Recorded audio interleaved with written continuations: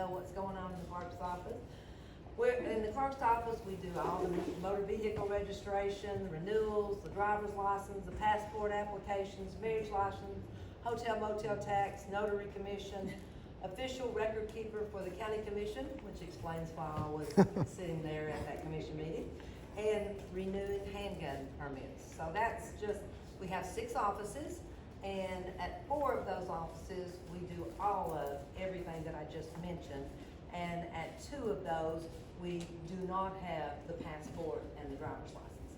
So some of the things that I've done since I took office that I wanted to share with y'all, and that is work with the U.S. Department of State to get passports in the Halls office. We did not have, when I took office, did not have a passport agent in the Halls office, so we do now. We have a new East Office location. Hopefully, after COVID, the only way that we could get, that customers could get to us and we could get to them was through the drive-through window at the old courthouse. So I don't know if you ever came downtown during that time, but we had them lined up over the Gay Street Bridge. And so it was, we gotta do something different. And at East, we had a drive-through, but it was a tube, like at a bank. Well, those license plates don't go through those tubes. So we actually relocated, and we have we're down next to Home Depot, and we have 2 drive-throughs. It's a double. They actually tore a hole in a building and made us come through there that we can have 2 at a time. So hopefully that's helping people. It's an easy access for people that are handicapped that can get in and out of. So we're loving that. Not handicapped, I think it's great.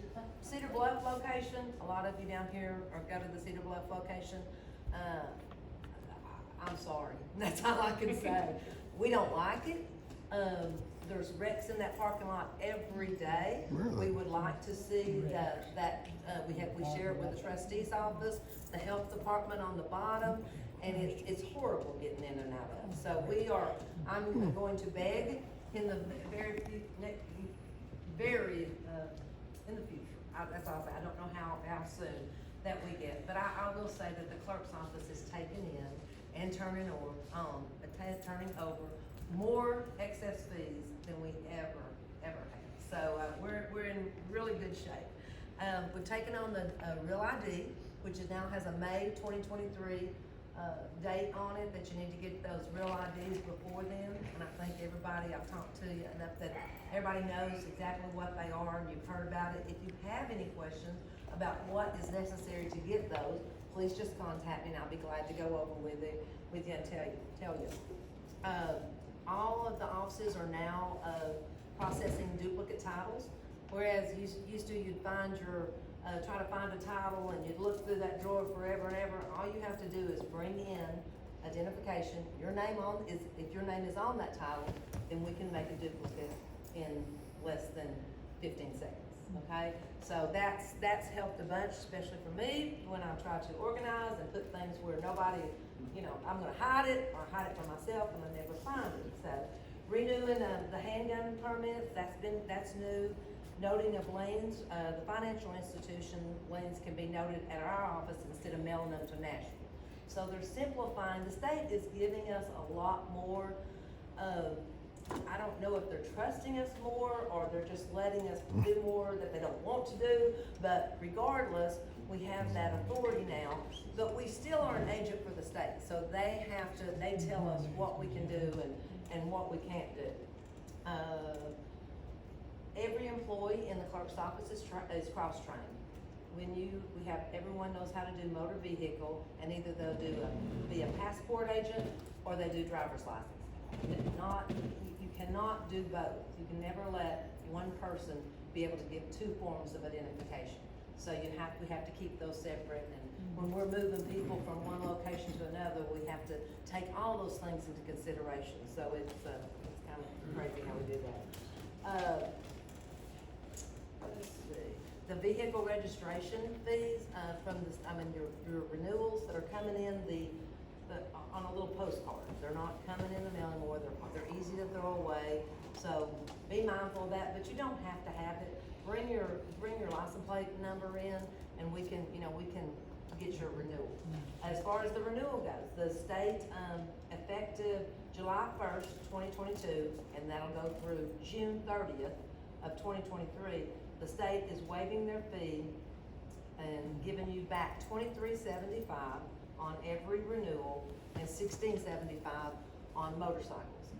On the personalized plate, sometimes we call them personalized plate, vanity plates, whatever, they're usually 101, that's $23.75 off of that as well.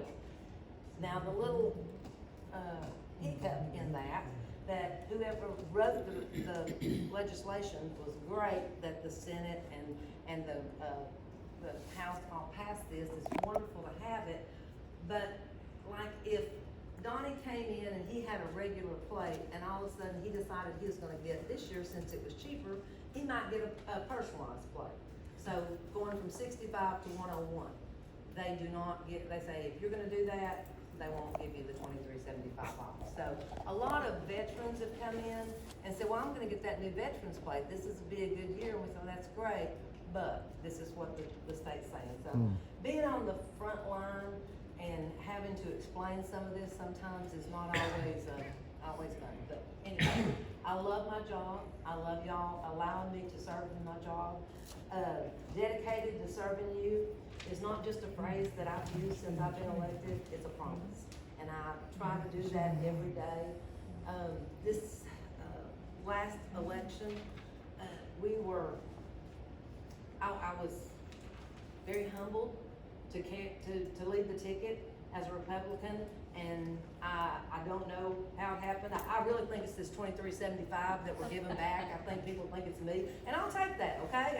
Whatever it is, because that's the only thing I can think of that it would be. But I think, you know, anytime that I get up to speak, I try to thank God for allowing me to serve in this position and for serve the citizens of this county, because it really is an honor.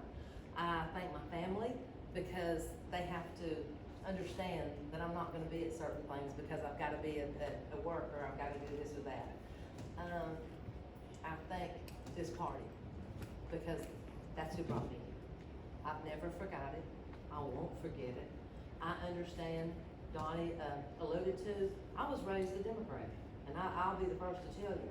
But your daddy I would be didn't a ask you, I was Republican. gonna tell the rest of the story, okay? Your You're not asking you to. Your daddy would be a Republican. Okay, but anyway, but as I got older, I understood the views, and my dad didn't say, you have to be a Democrat, or you have to be, you know, they were also Catholic, and I'm like, you know, how do you go Irish, too. from an Irish Catholic Democrat to a Southern Baptist Republican? I mean, it's quite a jump, okay, but it happened. By And grace, you did it by grace. By grace, that's right. God's good. But it's just something that I know what my views align with. And I know that that's why I'm a Republican. And I you know, I'm not gonna, I hope, I can't say I'm not ever going to, because I could disappoint you. But I hope that I won't disappoint you, and I hope that I, you know, can keep, that I serve you for the next 3 years, and that you know that in the clerk's office, you have a Republican. That's what these clubs are about, and that's who wrong. Let me just say something. There was a Democrat that's a friend of mine that's a sitting Democrat. I just replaced my chief deputy. Michael Basur died 2 years ago, and he was my chief deputy. So it took me a year to find what I felt like. You, as the Republican Party, would want, if that, you know, infamous bus came by and I was flattened by it, who would serve? And it was gonna be, I knew it had to be a Republican, and it had to be somebody that had shared the same views with me. And so that's why I waited on Richie Beeler to be my chief deputy. But there was a sitting Democrat that asked to be the chief deputy, that talked to me about it. And I had to say, I'm sorry. You are wonderful, you're a great person. I don't think you have the experience in county government yet. I don't think you're this, that, but, and a few other things, but also, you're a Democrat. You're a Democrat. Why would I do that to my party? Why would I allow, why would I make a decision to put a Democrat in a position that you put a Republican? I know, and you say, well, it's not a Democrat, Republican thing. Well, yes, it is, and this is where we came from, this is what we ran on, and you better stick to the party. And if you've you know, I hope that we all, you know, like I said, we all make decisions, we've got to sometimes rethink them, maybe we wish we didn't, maybe we wish we did, I don't know. But and who knows what the right decision is, who knows? There's not anything, as far as what Terry and Gina are talking about, Courtney Durrett's a fine person. She is a fine person and she'll do a good job. And you couldn't make Richie Beeler take chairman right now, or for any other time. I mean, he's done, he did a beautiful job, he kept the commission very calm during this time, and he's done. Not with what they did, but how they did it. Now, I'm a female, and I serve in a countywide office, and so does your Attorney General. We don't play the girl card. When I come to you all, it's person to person, and it's business, and that's how we do it, okay? So I don't ever want you to feel like I'm a woman, and you can't say this or that, because that's not how I roll. So thank you for allowing me to speak to you, and yes, Donnie. Democrats can't even describe what a woman is if you watch the conference. I don't watch it. When they asked that woman for Supreme Court what a woman is, Marcia Blackburn asked her, she couldn't even define what a woman is. All right. Thank you, we're glad to have you in the Republican Party. That's enough. Thank you all.